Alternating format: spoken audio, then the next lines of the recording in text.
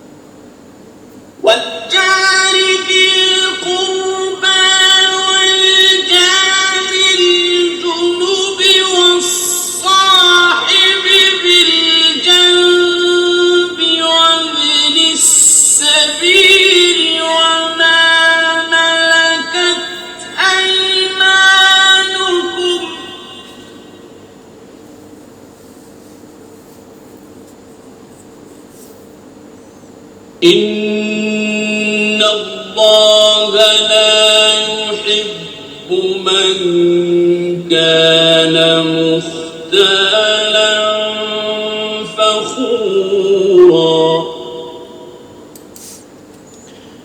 Ayat ke-36. Dan sembahlah olehmu akan Allah, dan jangan kamu persekutukan dengan dia sesuatu jua pun. Dengan kedua ibu bapa hendaklah berlaku baik, dan keluarga karib, dan anak-anak yatim, dan orang-orang miskin, dan tetangga terdekat, dan tetangga jauh, dan sahabat di samping, dan anak jalan, dan orang-orang yang dimiliki oleh tangan kanan kamu. Sesungguhnya Allah tidaklah suka kepada orang yang keadaannya sombong sikap dan sombong kata.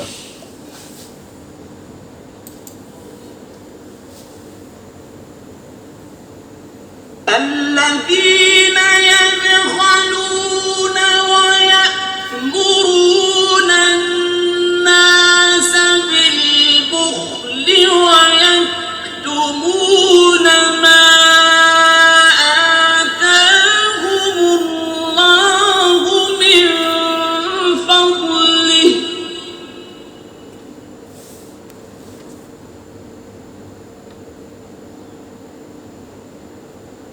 وَأَعْتَدْنَا لِلْكَافِرِينَ عَذَابًا مُهِينًا. Ayat 37, iaitu orang-orang yang bakir dan menyuruh manusia agar bakir pula, dan menyembunyikan apa yang telah diberikan Allah kepada mereka dari kurnia-Nya. Dan telah kami sediakan untuk orang-orang yang kafir itu azab yang menghina.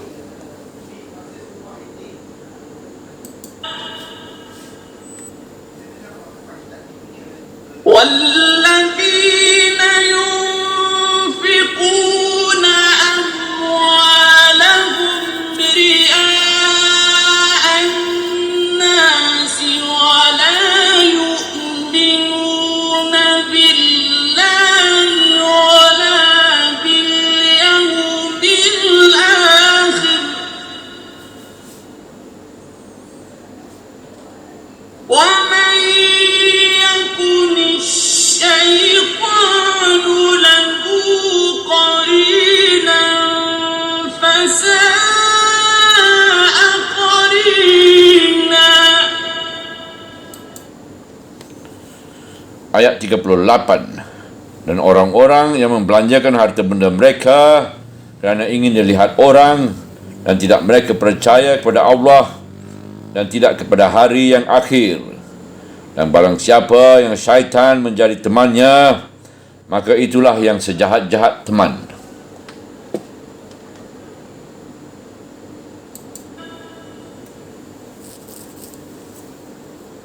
وَمَاذَا عَلَيْهِمْ لَوْ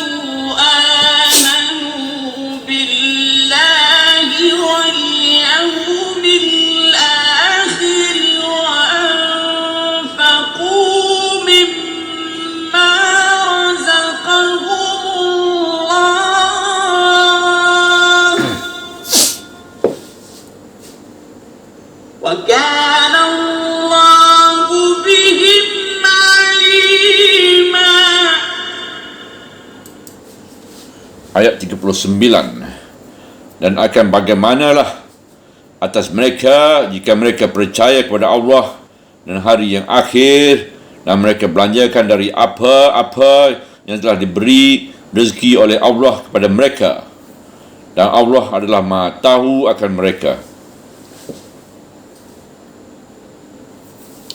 Ayat-ayat yang telah lalu tadi adalah mengandung peraturan-peraturan yang wajib dipelihara dan dijalankan dalam menegakkan rumah tangga bersuami isteri, termasuk juga peraturan pembahagian harta waris jika seseorang meninggal dunia, sampai juga kepada peraturan tanggungjawab suami dan ketaatan isteri dan sikap keluarga luar jika terjadi perselisihan. Semuanya itu peraturan. Islam telah memberikan peraturan yang demikian baik supaya terbentuk suatu masyarakat yang baik, atau yang di dalam agama dinamai umat. Peraturan-peraturan itulah yang kemudiannya membuka fikiran ulama-ulama Islam buat menentukan hukum mana yang wajib dan mana yang sunat, mana yang haram dan mana yang makruh dan mana yang mubah. Peraturan-peraturan itu pula yang telah menimbulkan ilmu fiqh yang telah demikian luas di dalam Islam, sehingga timbullah berbagai mazhab yang terkenal. Tetapi ada ayat tentang peraturan ini tidak jugalah membawa selamat bagi membangunkan suatu ummah jika dasarnya yang sejati tidak berdiri, iaitu rasa taat ibadat kepada Allah dan rasa ihsan kepada ibu bapa dan kepada sesama manusia. Sebab kalau manusia hanya hidup memegang peraturan saja, sedang di dalam hatinya tidak ada dasar dan alas iman, dengan mudah dia akan mencari jalan melepaskan diri dari peraturan-peraturan itu, sehingga di dalam agama timbul semacam pokrol-pokrolan atau yang dinamakan orang helah.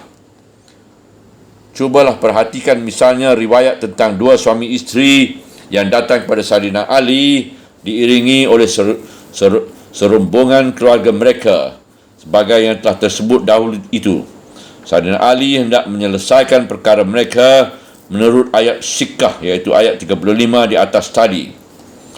Si perempuan tunduk dan berjanji akan mengikuti segala keputusan yang menurut ketentuan Allah. Sedang si lelaki-laki berkata, kalau keputusan hakam itu bercerai, saya tidak mau. Di sini nyata betapa lebih dalamnya rasa takwa dan iman perempuan itu dengan iman daripada iman suaminya, sehingga Sayyidina Ali terpaksa marah dan mengatakan bahawa dia itu adalah seorang yang mendustakan peraturan Allah. Sebelum mau menuruti keputusan itu, dia tidak akan dilepaskan. Lantaran itu, nyatalah bahawa sesudah menerangkan ayat-ayat yang mengandung peraturan Tuhan, mendatangkan lagi perintah yang lebih mendalam sehingga manusia Muslim menerima segala ketentuan Tuhan dengan reda. Kalau hal ini telah dijalankan, tidaklah akan timbul soal-soal yang melanggar peraturan atau hukum yang kaku daripada pelanggarannya itu. Dan sembahlah olehmu akan Allah. Pangkal ayat 36. Hendaklah tegakkan ibadat. Hendaklah kau sedar selalu bahawa engkau ini adalah abdun, iaitu hamba dari Allah, dan dia adalah ma'budmu, iaitu tempat menghadapkan sembah.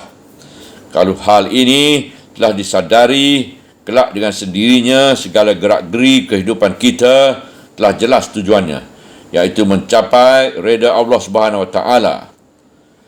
Sepintas lalu kita hanya mengenal bahawa yang dikatakan ibadat hanya sembahyang, puasa, zakat dan naik haji. Tetapi kalau kita telah menyedari bahawa kita ini adalah hamba dan Allah yang jadi ma'bud, akan terasalah kelak bahawa ibadat yang tersebut hanyalah sebahagian dari ibadat. Dan segala perbuatan yang baik, seumpamanya berdagang, bersawah dan berladang, membelanjai isteri dan mendidik anak, sampai pun menjaga kesihatan sendiri, menjadi ibadat semua. Dan ibadat akan kita kerjakan dengan penuh kesedaran kerana selalu kita zikir, iaitu ingat pada Tuhan. Dan zikir ini menimbulkan tatmaninah, iaitu ketenteraman hati, sebagaimana tersebut dalam surah 13, iaitu surah Ar-Ra'd ayat 38, bahawasanya ingat akan Allah itu adalah membawa ketenteraman bagi hati. Maka kalau orang telah beribadat pada Tuhan dengan sendirinya, tidaklah lagi dia akan memakan harta anak yatim atau memakan harta kamu di antara kamu dengan batil, atau membahagikan harta waris dengan curang, atau berlaku zalim pada isteri atau berlaku nusus pada suami, atau syikak yang membawa pecah rumah tangga. Maka beribadat pada Allah itu hendaklah semata-mata kepada Allah. Esa tujuannya. Satu yang dicipta sehingga dijelaskan pada terusan ayat, iaitu esa tujuan.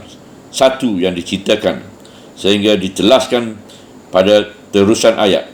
Dan jangan kamu persekutukan dengan dia sesuatu jua pun. Artinya jangan musyrik. Jangan memandang ada sesuatu yang lain dari Allah yang mempunyai pula sifat-sifat ketuhanan, menolong melepaskan dari kesulitan dan membawa kemanfaatan. Lalu yang lain itu disembah dan dibesarkan pula.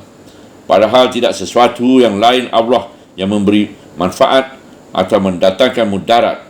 Syirik itu sendiri sudahlah pasti mendatangkan mudarat bagi diri dan tidak ada manfaatnya sesama sekali. Syirik adalah memecah belahkan tujuan jiwa. Zaman jahiliah orang Arab menyembah berhala, tetapi setelah memeluk agama Islam, ada yang tidak disadari telah mempersekutukannya yang lain pula dengan Allah. Mereka mengadakan tawassul, meminta supaya Tuan Guru menjadi orang perantaraan buat menyampaikan permohonan mereka kepada Allah. Dan lebih syirik lagi, setelah Tuan Guru itu mati, meminta berkat pula kepada kuburan mereka. Kadang-kadang, sebagai di negeri kita ini, Islam telah diterima sebagai agama, tetapi pesaka kepercayaan animisme nenek moyang masih dipegang teguh. Sehingga ada orang yang mengasapi keris pusaka dengan kemenyan dan setanggi tiap-tiap malam Jumaat dan dimandikan keris itu ke sungai pada tiap-tiap hari Arba'ah akhir dari bulan Safar. Kerana kata mereka itu, keris itu mengandung tuah atau anchor, bisa membawa laba, keuntungan, dan bisa pula membawa berbahaya. Malahan ada pula syirik yang lebih celaka lagi, iaitu menganggap ada di antara anak kandung sendiri yang membawa untung. Sejak dia lahir ke dunia, mendapat banyak laba dan kekayaan. Dan ada pula anak yang membawa sial. Sejak dia lahir, berturut-turut saja kesusahan yang menimpa sehingga perlulah nama anak itu ditukar. Banyaklah macam syirik yang garis besarnya sudah dapat kita rumuskan, iaitu apabila ada sedikit saja kepercayaan kita bahawa ada sesuatu selain Allah yang mempunyai pula kekuasaan membawa mudarat dan manfaat, memberi keuntungan dan kerugian, mendatangkan rezeki dan kemiskinan, sehingga kita puja dia, kita sembah dia, kita hormati dia dengan cara yang tidak masuk akal. Syirik itu namanya. InsyaAllah pada ayat-ayat yang lain akan ada kesempatan lagi untuk kita mengetahui dari hal syirik itu. Kadang-kadang mulut sendiri tidaklah mengatakan bahawa dia mempertuhankan yang lain, tetapi dalam kenyataan yang lain itu memang dipertuhankan. Ketika Adi bin Hatim, seorang pemuka Nasrani, masuk Islam, Rasulullah SAW menerangkan isi ayat bahawa orang yang keturunan kitab Yahudi dan Nasrani mengambil pendeta mereka menjadi Tuhan selain Allah. Adi bin Hatim mengatakan bahawa menurut pengalamannya sebagai bekas pemeluk Nasrani, orang Nasrani tidaklah ada yang menuhankan pendetanya. Tapi Rasulullah bertanya, bukankah mereka telah menganggap segala keputusan yang dikeluarkan oleh pendeta sama kuatnya dengan keputusan Tuhan sendiri? Salah atau benar wajib ditaati.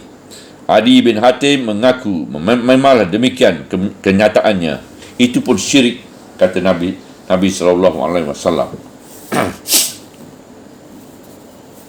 Maka untuk dasar kehidupan menjadi umat Islam yang hidup dan bersemangat, teguhkanlah ibadat kepada Allah yang satu dan jangan sekali-kali diperserikatkan yang lain dengan dia.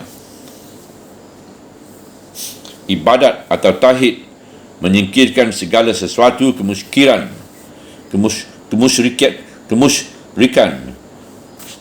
atau yang membawa kepada syirik adalah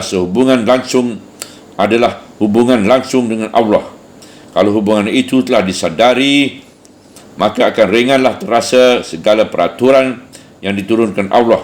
Tidak akan lagi pokrol-pokrolan atau helah mencari jalan keluar yang selalu terjadi dalam masyarakat Islam yang kesedaran hubungannya dengan Allah telah mulai hilang atau samar.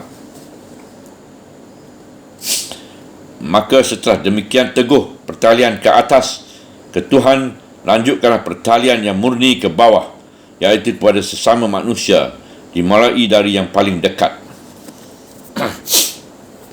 Maka tibalah lanjutan ayat, dan dengan kedua ibu bapa hendaklah berlaku baik, berlaku hormat dan khidmat, cinta dan kasih.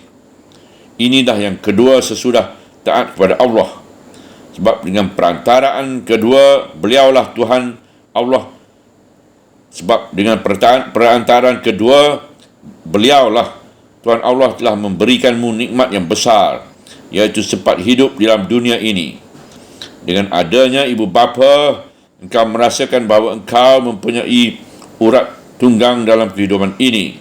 Allah pun telah mentakdirkan dan telah meniupkan rasa kasih sayang ke dalam hati kedua ibu bapa itu kepada dirimu sejak matamu terbuka melihat dunia.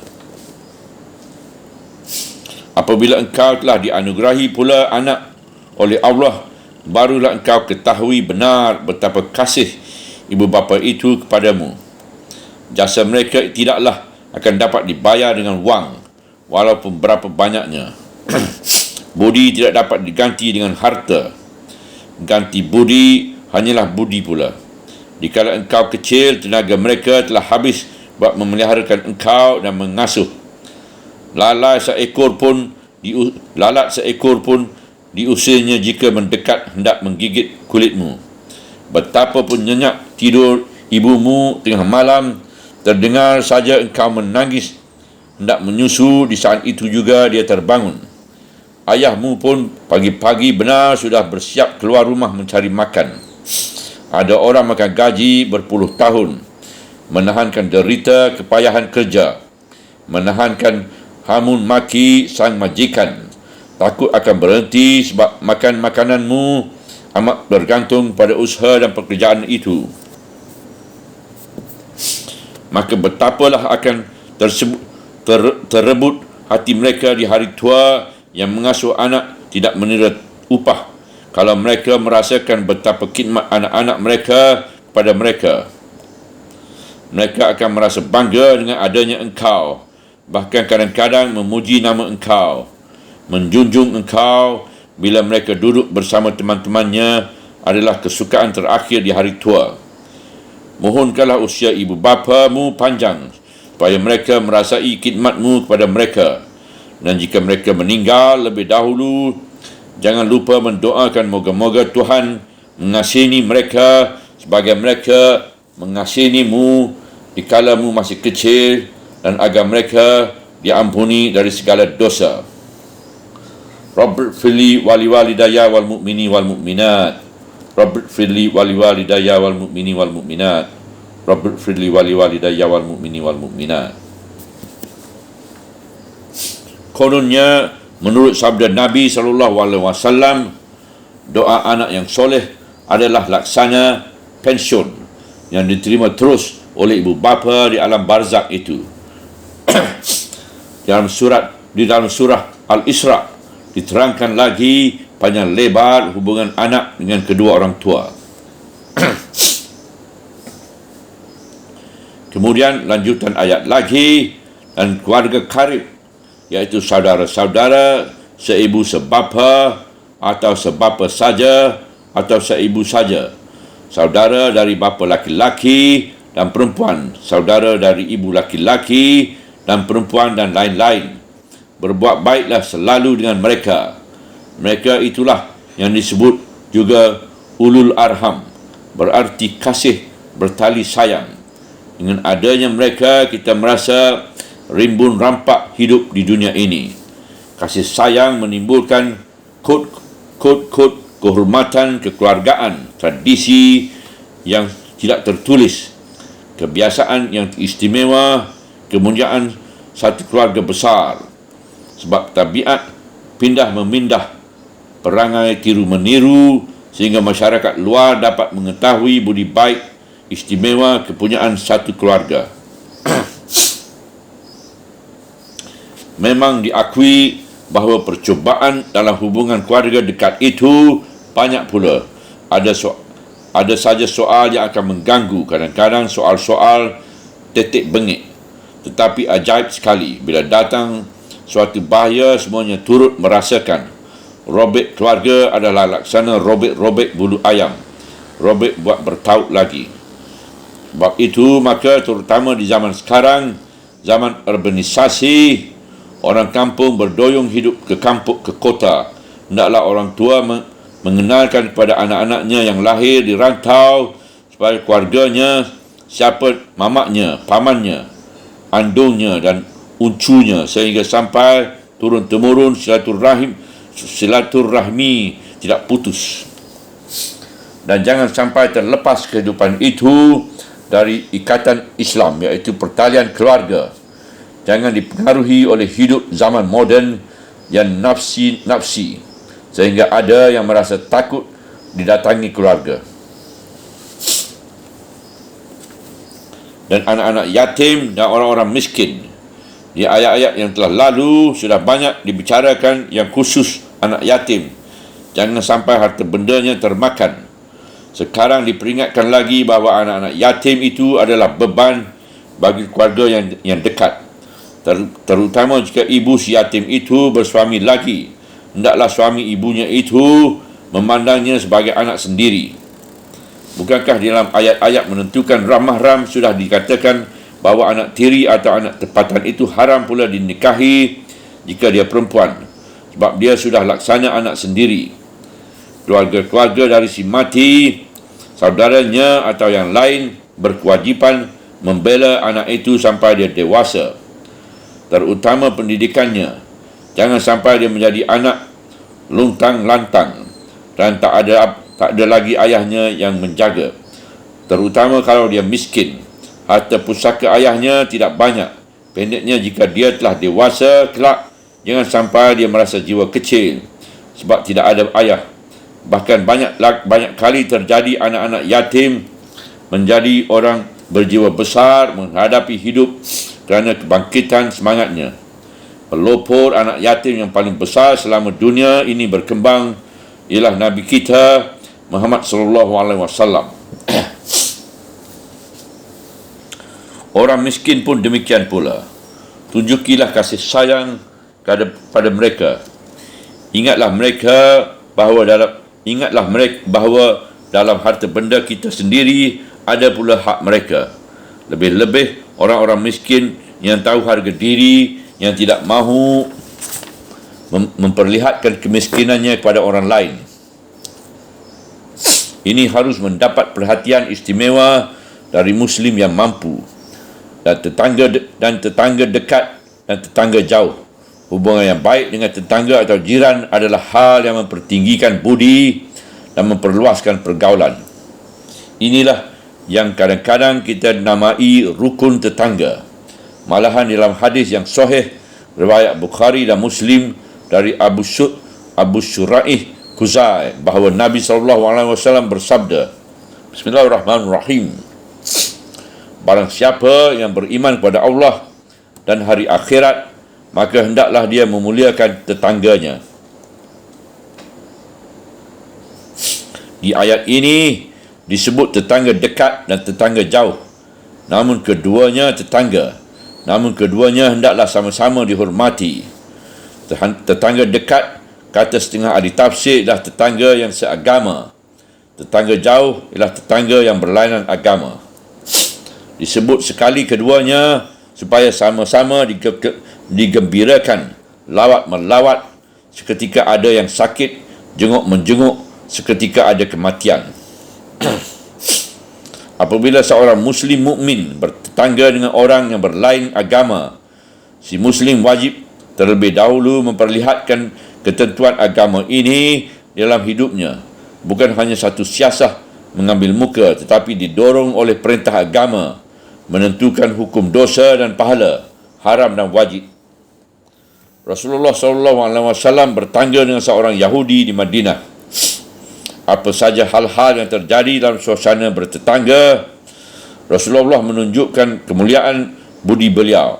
Dalam sebuah hadis sahih riwayat Bukhari dari Ibnu Umar, bahawa Rasulullah pernah menyembelih seekor kambing. Baru saja selesai mengulitinya, dia sudah menyuruh khadam beliau menghantar dagingnya ke rumah tetangga Yahudinya. Kemudian beliau tanyakan sampai 2-3 kali, sudahkah engkau hantarkan daging itu ke rumah tetangga kita Yahudi itu? Dan sahabat di samping, ada ahli tafsir mengertikan isteri sendiri, sebab dialah sahabat di samping kita siang dan malam. Tetapi ahli tafsir lain mengatakan ini bukan buat isteri, meskipun memang dia hidup di samping kita, sebab ayat terkhusus tentang pergaulan dengan isteri sudah ada. As-syahib, iaitu sahabat beljambi, di samping, di dekat diri. Sebab itu kita condong kepada arti dari penafsir yang lain, iaitu teman sejawat atau sahabat karib. Bukankah di samping anak dan isteri kita, kawan keluarga kita yang jauh atau dekat, kita pun mempunyai sahabat atau teman karib yang kadang-kadang dapat tempat menumpahkan rahsia hati kita. Teman seperjuangan, sahabat sehaluan, kawan yang sama mata kehidupan, ataupun yang di zaman sekarang kita namai relasi, iaitu relation. Bukankah teman sahabat di samping kita itu amat penting kedudukannya dalam pergaulan kita sehari-harian? Maka ayat ini mengkhususkan perhatian kita pada sahabat di samping itu, supaya persahabatan jangan dikendurkan. Sehingga ada pula hadis sahih dari Nabi Muhammad SAW bahawa beliau sangat memujikan jika seseorang anak menyambung kembali persahabatan ayahnya yang telah wafat dengan anak-anak sahabat ayah itu. Artinya, anak sama anak. Dalam kitab-kitab tasawuf banyak dibicarakan tentang syarat-syarat memelihara persaudaraan dan persahabatan, khusus oleh Imam Al-Ghazali dalam Ihya. Dan anak jalan disebut Ibnu Sabil. Umum ahli tafsir memberinya tafsir orang yang sedang bermusafir untuk maksud-maksud yang baik, menambah pengalaman dan ilmu, atau mahasiswa yang meninggalkan kampung halaman menuntut ilmu ke kota dan negeri lain. Kita sudah mengetahui banyak ayat dalam Al-Quran yang menganjurkan supaya seorang Muslim keluar dari kampung halamannya, mengembara di atas bumi, menambah pemandangan dan penglihatan, melihat kemajuan negeri orang-orang patut ditiru dan yang buruk yang akan dijauhi, dan perbandingan dalam sejarah. Maka ayat ini memberi perhatian yang khusus kepada mereka. Bahkan mereka pun berhak menerima bahagian dari zakat. Dan dalam anak perjalanan ini dimasukkan juga tetamu yang datang dengan tiba-tiba, sehingga menjadi sambungan daripada hadis sahih Bukhari dan Muslim tadi, iaitu sabda Nabi SAW. Bismillahirrahmanirrahim. Barang siapa yang beriman kepada Allah dan hari akhir, maka hendaklah dia memuliakan tetamunya. Lantaran itu, dengan berpedoman pada ayat ini, tidaklah akan terlantar, insya-Allah, seorang musafir menuntut ilmu, menambah pengalaman, memperbanyakkan sahabat jika mereka memulai perjalanan misalnya dari Irian Barat melalui Pulau Flores, Sumbawa, Lombok, Bali, Madura, Jawa, Sumatera, sampai ke Malaysia, sampai ke Siam, dan terus berlarat-larat melalui India, Pakistan, Basrah, Mekah dan Madinah sampai ke Mesir, Tunisia, Morocco dan Aljazair, dengan hanya memakai satu bekal, iaitu Assalamualaikum. Belanja dalam perjalanan, makan dan minum, pakaian ala kadarnya nescaya akan diterimanya pada setiap negeri yang disinggahnya itu, asal ditunjukkannya bahawa dia seorang Islam. Di dalam tiap-tiap saku baju yang mukmin ada sedia semua pembekalan untuk melanjutkan perjalanannya itu. Di dalam tafsir-tafsir lama, tidaklah orang sampai mentafsirkan kata Ibn Sabil itu kepada anak-anak bergelendangan di tepi jalan yang disebut oleh orang Belanda Kawoyogeng, anak-anak yang terpelanting dihempaskan gelombang masyarakat, tidak tentu siapa bapanya ataupun siapa ibunya, anak zina, korban daripada hidup moden. Memang tidak ada Ibn Sabil diartikan demikian dalam tafsir-tafsir lama yang berpuluh-puluh banyaknya, tetapi mulai diperkatakan oleh pentafsir-pentafsir zaman terakhir, kerana kehidupan yang demikian pun meskipun belum merata di negeri-negeri Islam, tetapi sudah mulai ada. Saya lihat Syed Rashid Rida di dalam tafsir Al-Mana telah mulai menyinggung hal ini. Menurut beliau, anak-anak yang malang itu pun termasuk di dalam Ibnu Sabil. Rupanya beliau mengartikan Ibnu, anak, dan Sabil, jalan. Jauh lebih mendekati maksud kedua kalimah itu daripada jika diartikan musafir atau anak dalam perjalanan. Maka beliau pujikanlah bagaimana kegiatan negeri-negeri besar di Eropah dan Amerika mendirikan rumah-rumah pemeliharaan anak-anak yang demikian, sehingga jangan sampai mereka menjadi manusia malang yang terunta-unta selama hidup. Beliau pujikan pula betapa orang-orang barat pemeluk Kristian itu telah berusaha menjalankan perintah agama mereka, dan kita orang Islam jangan mencap saja bahawa seluruh orang barat tidak menjalankan agama mereka.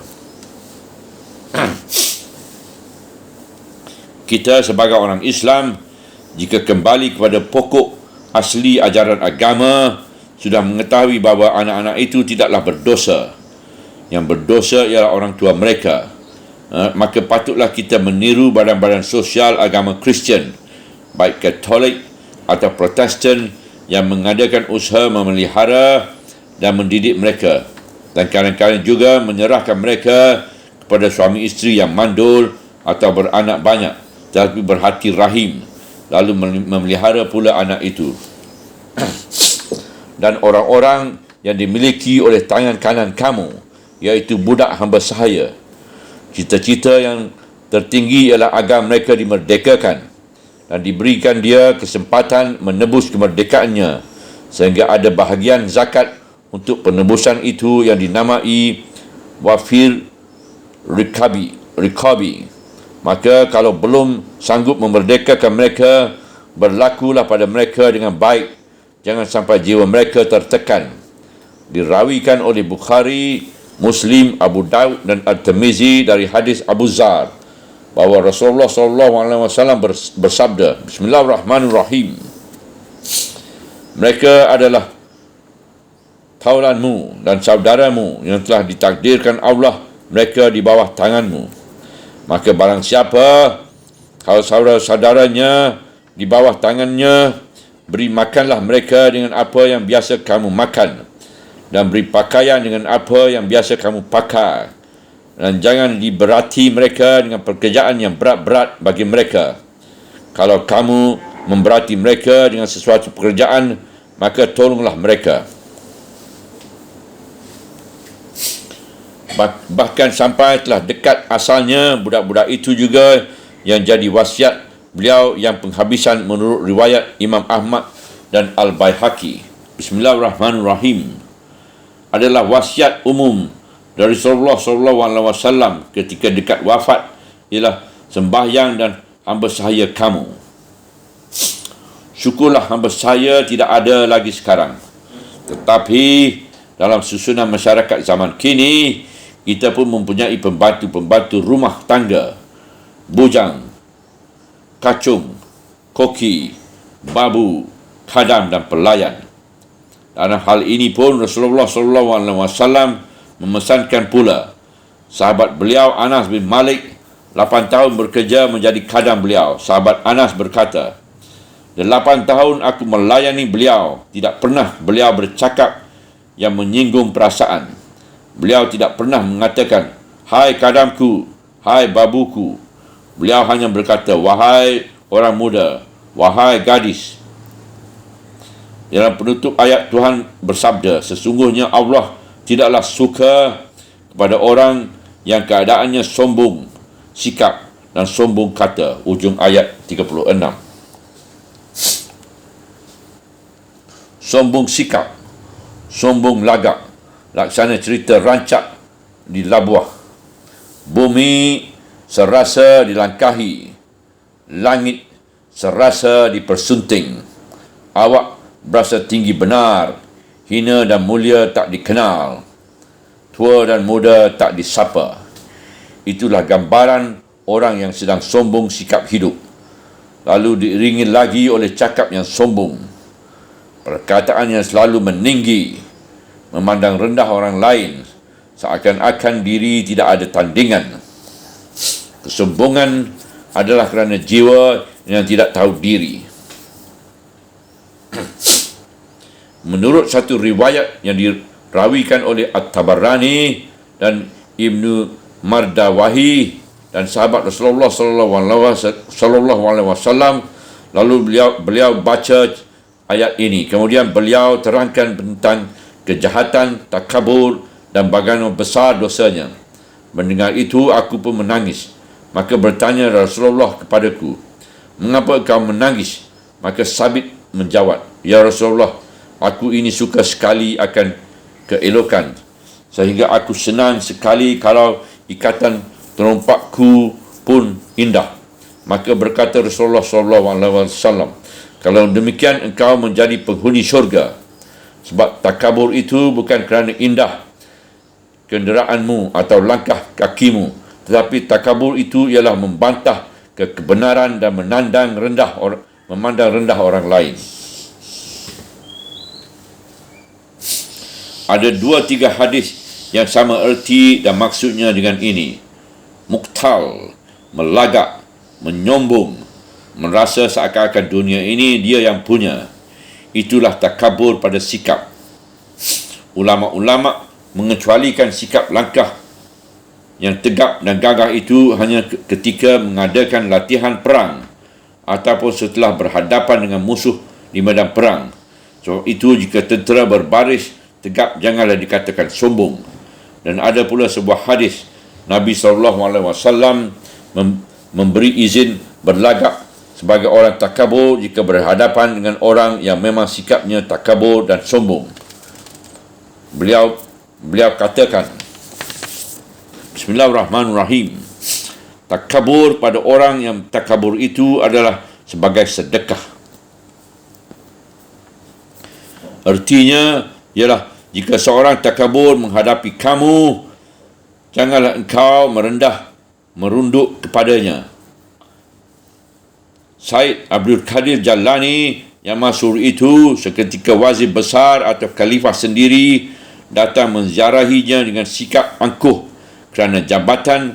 Mungkin segera beliau keluar, dan ketika menghadapi orang itu makan, beliau sendiri yang melayaninya, bahkan beliau duduk bersila di hadapannya.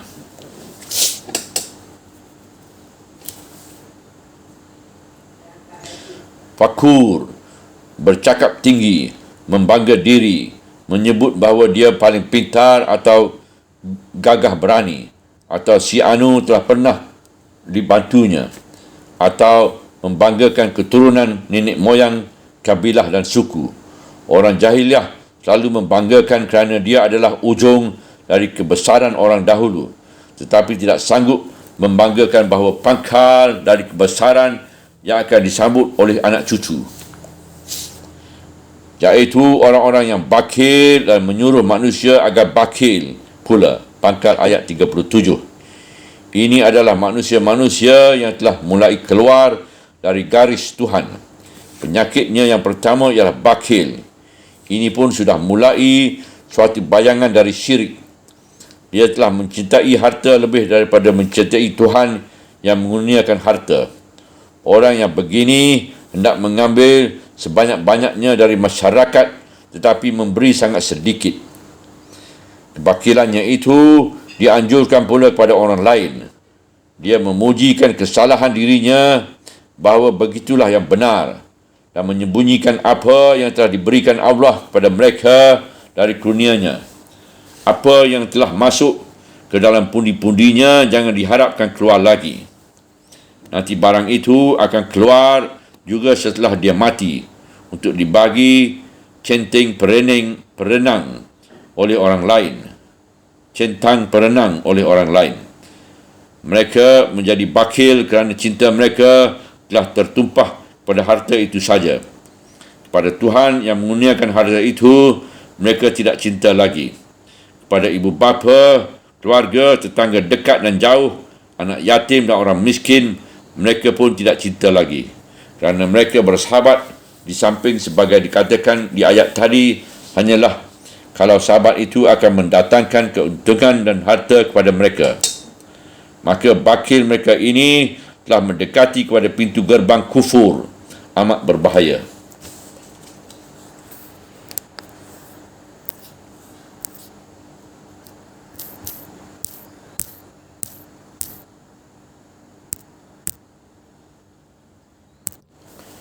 Maka menyembunyikan apa yang telah diberikan Allah daripada kurnianya, bukan saja bakhil, tidak mau mengeluarkan harta, malahan lebih luas darinya.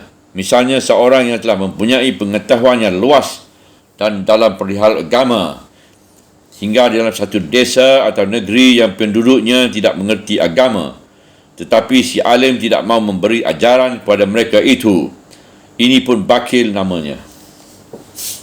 Atau seorang doktor yang telah mendapat telefon tengah malam bahawa ada orang sakit payah sangat mengharapkan pertolongannya, padahal halangannya hanyalah kerana dia mengantuk sehingga dia tidak mau datang, lalu orang itu meninggal, ini pun bakhil.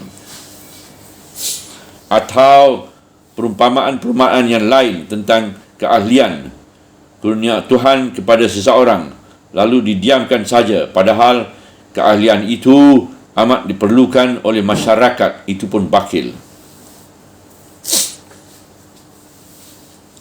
Maka apabila iman telah mendalam, didoronglah orang yang hati sanubarinya sendiri buat menderma baktikan kurnia Allah yang ada padanya bagi kepentingan umat. Kalau tidak, maka kemurkaan Tuhanlah yang akan diterimanya. Sebab itu sambungan ayat pun tegas, dan telah kami sediakan untuk orang-orang yang kafir itu azab yang menghina. Ujung ayat 37.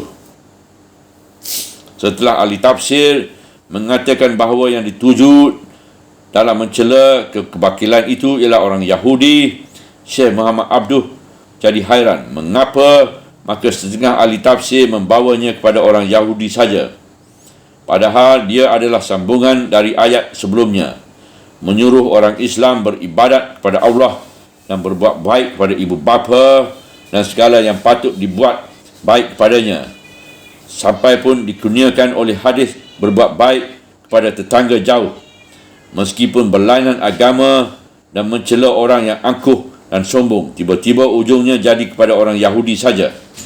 Mengapa seruan yang baik-baik dikatakan buat kita dan yang buruk dilemparkan ke Yahudi? Lantaran itu beliau, Muhammad Abduh, tidak mahu memisah ayat ini dengan yang sebelumnya sebab dia bertali. Sebagai lawan dari ibadat dan ihsan ialah sombong dan angkuh. Sombong dan angkuh mengandung juga perangai busuk yang lain, iaitu bakil. Bakil dengan harta atau bakil dengan ilmu. Orang sombong itu memang bakil, dan orang bakil itu memang sombong. Mereka membentengi dirinya dengan dirinya sendiri, dan mereka puji keburukan perangai mereka itu di hadapan orang lain, dan dianjurkan mereka pula agar orang lain meniru mereka. Ini jangan hendaknya bertemu pada orang yang mengaku dirinya Muslim. Pendeknya, bakil adalah perangai kufur, dan untuk orang yang kufur adalah azab yang menghina. Kadang-kadang dikala matinya, yang akan datang mengurusnya jenazahnya hanyalah orang-orang yang terpaksa kerana menjaga jangan bangkainya busuk saja. Sebab tidak ada yang akan datang yang akan diingat orang dari dirinya dalam masyarakat itu. Itu sudah penghinaan yang pertama, dan penghinaan yang lebih besar adalah azab akhirat. Selain dari kejahatan bakil, baik bakil harta atau bakil budi atau bakil pada ilmu, menyembunyikan nikmat Tuhan, iaitu beramal kerana riak. Dan orang-orang yang membelanjakan harta benda mereka kerana ingin dilihat orang. Pangkal ayat 38. Inilah yang dinama riak, dan ini pun sudah musyrik lagi. Kalau bakil itu mempersekutukan Allah dengan harta itu sendiri, maka riak ialah mempersatukan manusia dengan Allah. Dia mengeluarkan harta bukan kerana ingat bahawa harta itu pinjaman Tuhan kepadanya, nikmat yang wajib disyukurinya, melainkan kerana ingin akan dipuji-puji orang supaya dikatakan dia dermawan. Kalau puji tidak datang, dia tidak akan mengeluarkan harta. Dan terpaksa juga dalam riak yang hangat, iaitu memberikan harta hendak di atas atau hendak mengatur agar supaya orang lain tunduk kepadanya, agar namanya terpampang di atas sekali. Kalau hendaknya tidak diturutkan, dia pun surut laksana labi-labi tempo buat mengangkat-angkat dia, dan menanainya laksana menanaikan minyak penuh. Pantang terlanggang, pantang tersinggung. Dan tidak mereka percaya kepada Allah dan tidak kepada hari yang akhir. Meskipun mungkin hal ini tidak mereka katakan dengan mulut, tetapi nampak dengan perbuatan dan sikap. Mereka tidak percaya bahawa walaupun harta yang diberikannya itu tidak dipuji oleh manusia, atau puji manusia itu tidak memuaskannya, namun dia tercatat di sisi Allah dan di akhirat akan mendapat ganjaran dan pahala. Yang itu mereka tidak percaya. Sebab itu kalau mengeluarkan harta itu akan disanjung-sanjung orang, akan disiarkan dalam surat-surat khabar. Dia tidak keberatan mengeluarkan walau berjuta-juta. Dan kalau hanya kerana Allah atau kerana ikhlas dan pahala di akhirat, mereka tidak mau mengeluarkan. Dan kalau akan mereka keluarkan juga hanya sedikit sekali, menyakitkan hati. Syaitanlah yang selalu membisikkannya sehingga sikap hidupnya sedemikian. Sebab itu, maka hujung ayat berkata, dan barang siapa yang syaitan menjadi temannya, maka itulah yang sejahat-jahat teman. Hujung ayat 38. Mungkin syaitan yang menjadi temannya itu syaitan halus. Mungkin juga syaitan kasar, sehingga dia menjadi orang yang balik belahan, hatinya jauh dari Tuhan, tidak peduli hidup atau mati, yang dicarinya hanya fulus dan puji sebanyak-banyaknya. Sebab itu, seharusnya lah orang-orang laki-laki mencari teman, terutama kalau harta sudah mulai banyak. Sebab harta itu pun membawa cubaan yang banyak. Inilah suatu peringatan yang penting dalam kegunaan solat jemaat setiap waktu. Solat jemaah setiap waktu. Kalau sudah kaya, biasanya orang sudah lalai berjemaah ke langgar, lalu surau atau masjid, sebab di sana memang banyak orang yang miskin. Lalu mencari teman yang sama-sama mau menghabiskan harta kepadanya yang tidak berfaedah. Teman-teman yang demikian itu pun syaitan yang nyata, sebab teman amat besar pengaruhnya dalam menentukan arah hidup.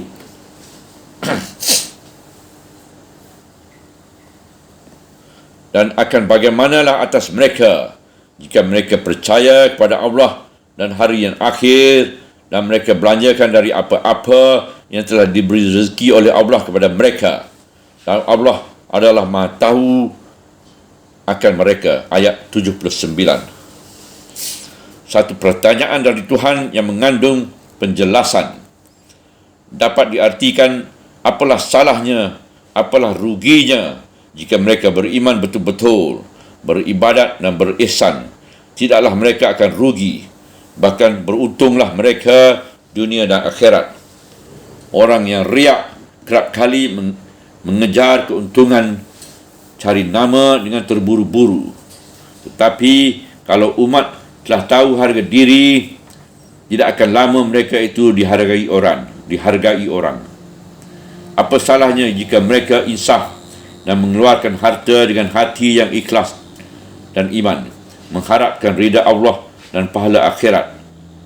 Dadanya sendiri kian lama kian merasa lapang, dan dia pun akan merasai kasih cinta manusia yang tidak didapatinya selama ini, baik dari harta ini atau dari manusia yang lain.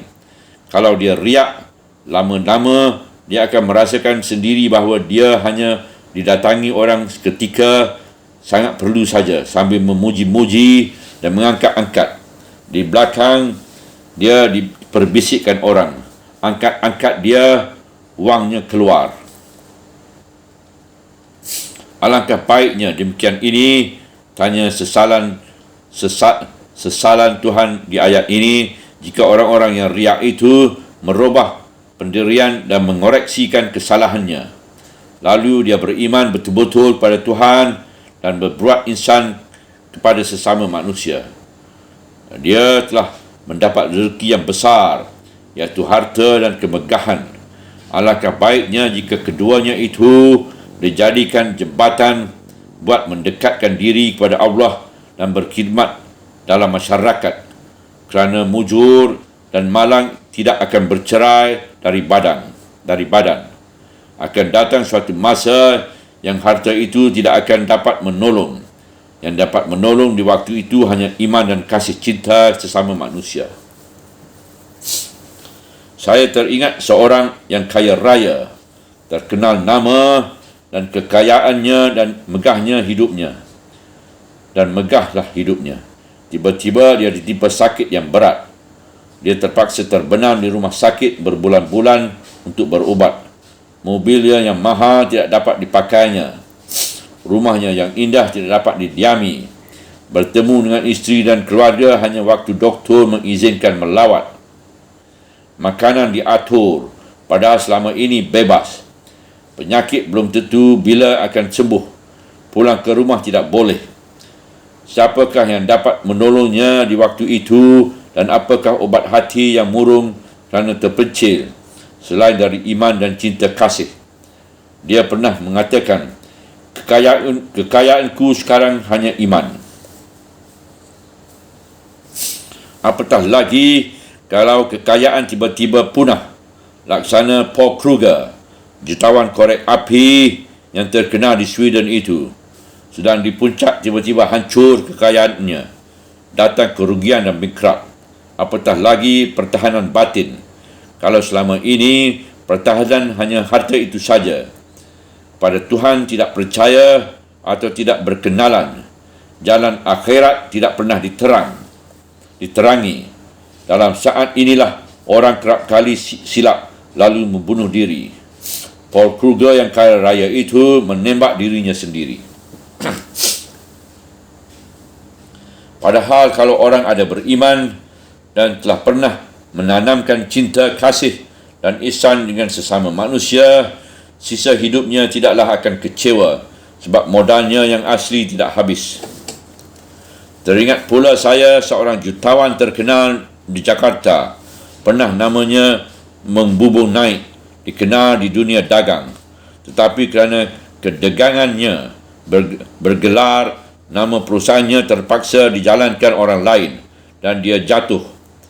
Sebab namanya sendiri telah menjadi nama perusahaan setelah perusahaan dipegang orang lain yang dirinya sendiri biasanya sudah turut hilang. Tetapi dia tidak hilang. Dia susuk kembali mulai dari bawah. Dibukanya sebuah lepau nasi, restoran. Sejak dia membuka restoran, dia kelihatan tenang. Mukanya berseri. Diaturnya restoran itu sehingga di waktu maghrib selesai. Dan malam hari dia pergi beribadah, sembahyang, mengaji tahajud. Mengaji dan bertahajud. Pernah dia mengatakan bahawa nikmat rasa kehidupan lebih dirasainya sekarang kerana dia merasa lebih dekat kepada Tuhan. Dia mengatakan bahawa baik dahulu ketika kekayaannya membumbung naik atau sekarang ketika dia memulai kembali dari bawah, sekali-kali dia tidak merasa canggung sebab dia berpegang kepada ajaran agama, iaitu sesudah beriman kepada Allah, hendaklah beramal, artinya bekerja. Dan pekerjaan itu hendaklah yang soleh, yang baik. Jatuh pekerjaan yang lama, mulai lagi pekerjaan yang baru. Islam meralang keras pengangguran. Dia senang dengan pendiriannya dan dia tidak merasa jiwa kecil kerana perubahan. Orang-orang yang saya ceritakan ini sudah sama-sama meninggal dunia. Mereka telah meninggalkan pengejaran yang baik buat orang yang hidup. Mereka meninggal dengan baik, tidak kerana membunuh diri. Demikianlah isi pertanyaan Tuhan yang terkandung dalam ayat ini. Apalah salahnya jika orang-orang yang diberi Allah nikmat dan kurnia, rezeki yang berlimpah-limpah, jika mereka tetap memupuk iman pada Tuhan dan hari kiamat, jangan berteman dengan syaitan-syaitan, padahal mereka sendiri jugalah yang akan merasai ketenteraman dalam jiwa mereka sendiri. Sebab harta benda dunia tidak mengikatkan mereka ke dunia, dan insaf bahawa yang akan dibawa menghadap Tuhan lain tidak hanyalah iman dan amal soleh jua.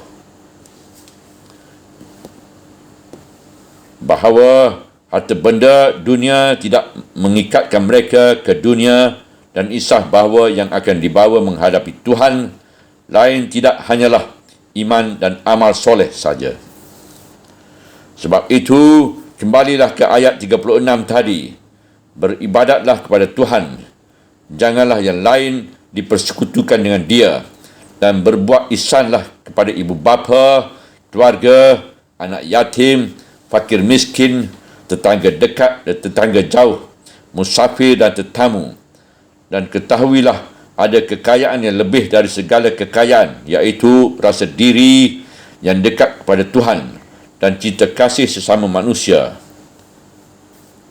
Itulah yang tidak lekang di panas dan tidak lapuk di hujan.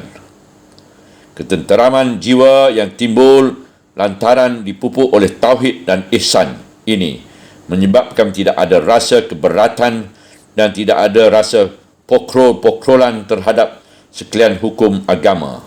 Subhanallah, walhamdulillah, wala ilaha illallah, wallahu akbar, wala hawla wala quwata illa billahil aliyyil azim, wala hawla wala quwata illa billahil aliyyil azim, wala hawla wala quwata illa billahil aliyyil azim.